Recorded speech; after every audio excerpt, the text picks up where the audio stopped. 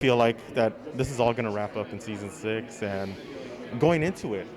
It's hard, but we are really excited for people to see it. It's kind of like we've been working in a bubble for a year, sometimes literally because of COVID, but for people to see that, and it was the most challenging season because of the complexity of the work that all the characters had, and plot lines, and this, as Peter has said, this Rubik's Cube that he had to figure out how to navigate.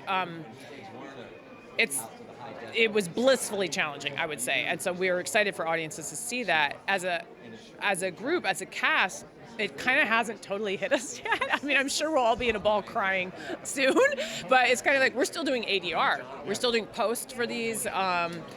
We want them to air. Bob and I have talked about, I feel like after all of the episodes air, it'll probably be right around when we figure out, like, oh, we're not going back, we don't have another season, that will fall apart. So we'll see.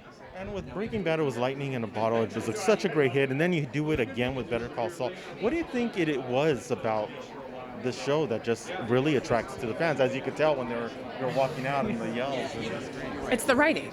I mean, I don't think that part's not a mystery to me. It's the writing. That's the through line happening here. The complexity of characters, the presumption of intelligence of your audience, and I think fans feel rewarded by that. And then that's the same spirit that they cast it with. That's the same spirit that they direct it with. So we are all, as actors, respected and asked to then contribute, bring in subtext.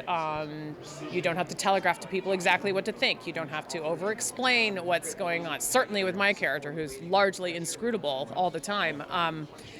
I feel like the audience feels rewarded by that. There's this pact that they feel, and when you combine that with what I think is some of the best storytelling ever to be on television, starting from Breaking Bad, then it becomes more the great fortune that I got to be a part of it than a mystery to why anybody likes it.